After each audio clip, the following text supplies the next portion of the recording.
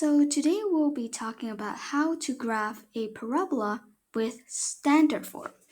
So first of all, there are four steps in order to find the parabola, in order to graph the parabola.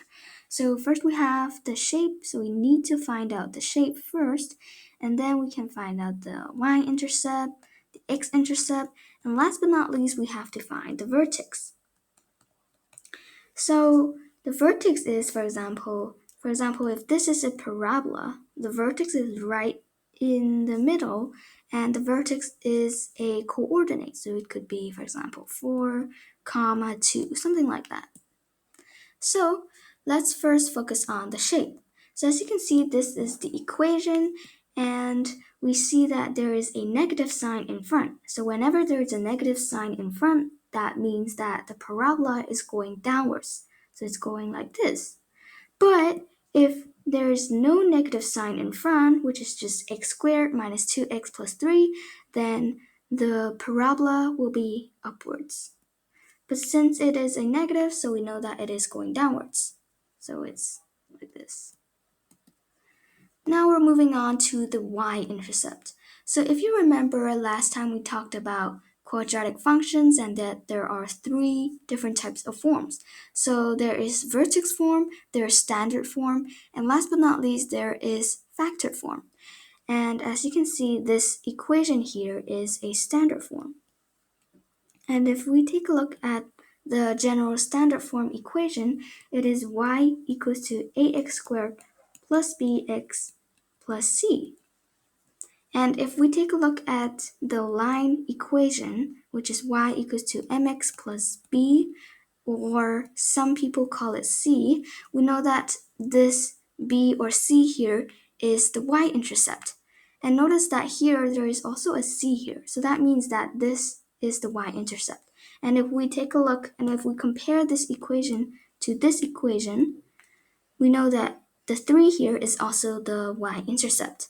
So remember, y-intercept, the x value is always equal to 0. So 0, comma 3.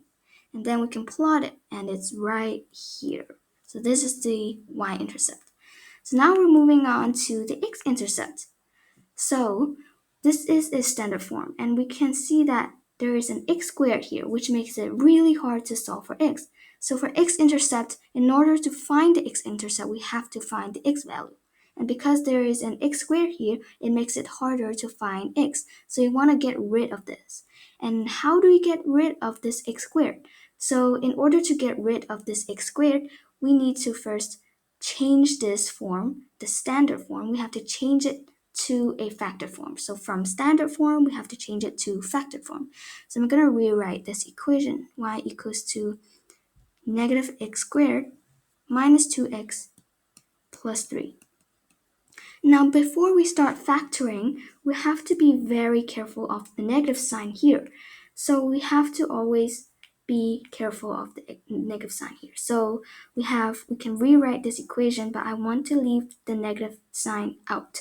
So we have negative x squared, and then if I write negative 2x, what will happen is that this is a positive 2x because negative and negative is positive. So we don't want that, and I want it to be positive. So it's negative and positive becomes negative. So this is correct.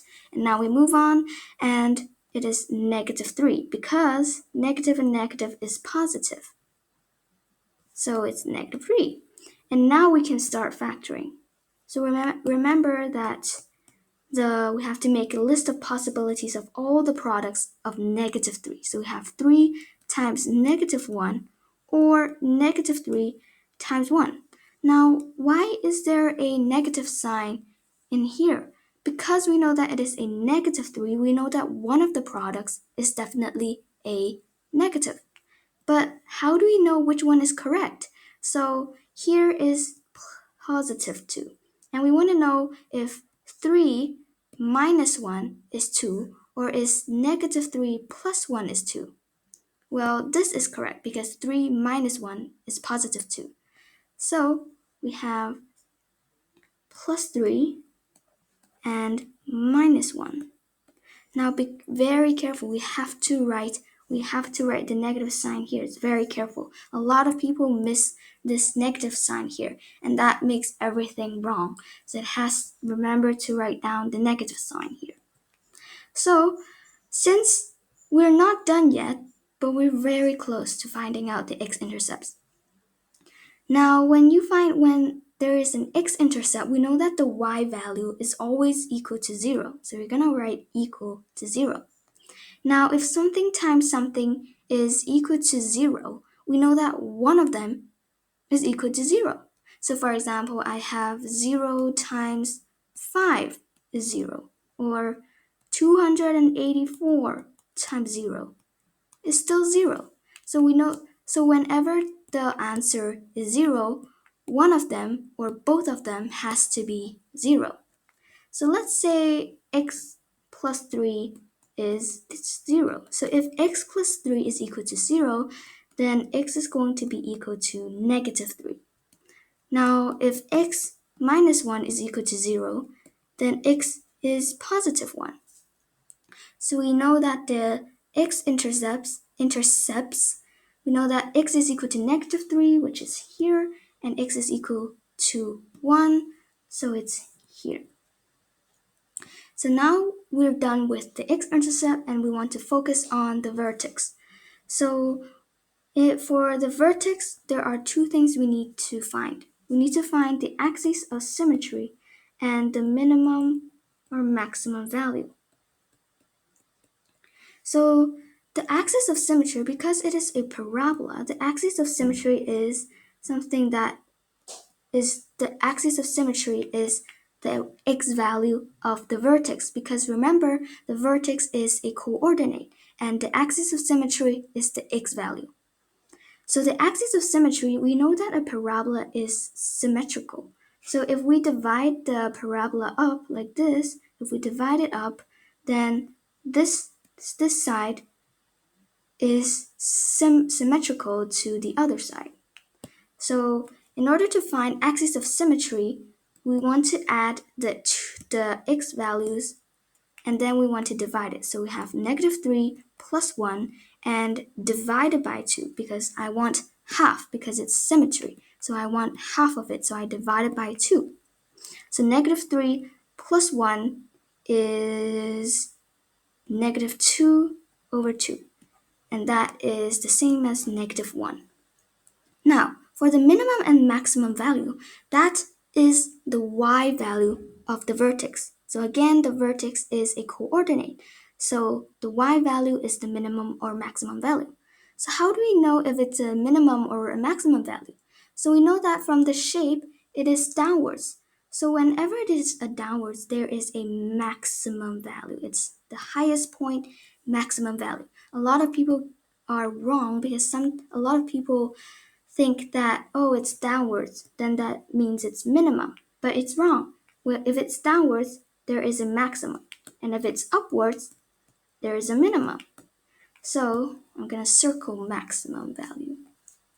Now, since the vertex we have found out that the x value for the vertex is negative 1, we just need to plot the negative 1 into this equation. So we have negative and then negative 1 plus 3 times negative 1 minus 1. So as you can see, I'm substituting x as negative 1. Now, I'm gonna leave the negative sign here and I'm gonna focus on these two brackets. So negative 1 plus 3 is 2 times negative 1 minus 1 is negative 2. And because negative 2 times negative 2 is negative 4. No, I mean positive 4 because negative and negative is 4. So I know that the x value is negative 1 and I know that the y value is 4. So that means the vertex is negative 1 comma 4. So negative 1, here's negative 1 and 4 is here. So this is the vertex. Now we're missing one point. We're missing here. And remember, a parabola is symmetrical. So the vertex here determines what's on the other side. So since here, as you can see, it is the value is 3, then that means this side is the exact opposite, but it's symmetrical. So now we can connect those points together and we can create a parabola. I'm very sorry of my ugly drawing, but here is how to graph a parabola from a standard form.